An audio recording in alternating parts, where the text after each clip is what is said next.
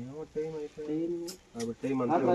దేవుడు ఏం చేసే టైంలే ఏమో తెలియలేని బిడ్డ అని వాడు చూసేలే తెచ్చి వాళ్ళమ్మ తెస్తా ఉన్నా కట్టే చిన్నప్పటి నుంచి ఎత్తుకుంటాను. నాకు కొడుకులు నేసలు బిడ్డలు అప్పుడు ఎత్తుకుని పోయి చేస్తాను. పెద్ద కూతురు పెళ్ళి వాళ్ళు పసి బిడ్డలు ఎత్తుకునే బిడ్డలు దగ్గర పెళ్ళి కూడా ఇట్లా చేతులు ఎత్తుకుని పోయా ఏమో రెండు సంబంధం అప్పుడు ఉందా డబ్బులు ఎత్తుకుని పోయి చేస్తుంది. అట్లా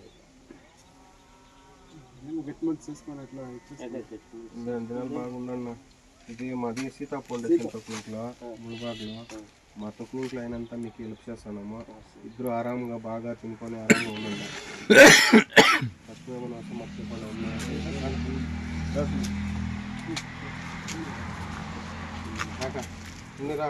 అంతే ఉన్నప్పుడు టైము కానీ నలుగురు తెల్లని ఆయన ఆ దేవుని సంగతి పోవాలా, నలుగురు తెల్లా అట్లా బాధ ఎవరు యాబిట్లకి కాకూడదు అని వాళ్ళు టీచర్లు అంతే జాగ్రత్తగా చూసుకోవాలి. ఇంట్లో కోసం మనం వాళ్ళకి గురువులు అవతలిపోతే వాళ్ళ తెలియదు గురువులు వాళ్ళే ఇప్పుడు ప్రపంచంలో ఎప్పటికీ కాకూడదు అని వాళ్ళు దేవుడే వాళ్ళని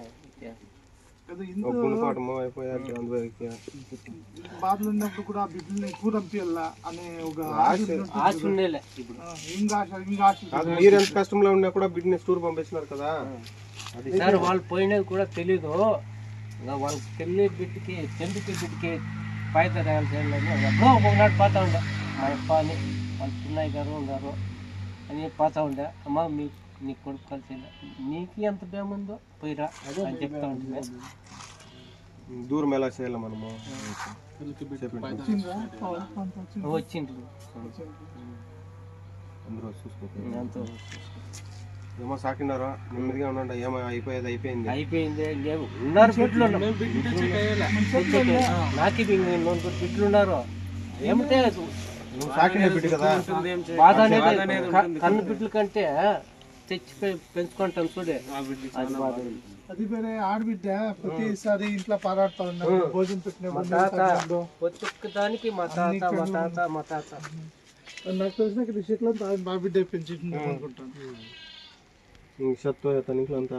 చూసుకుంటాను ఏదో పొద్దుకుని నడుస్తూ ఉండే. బాగుందా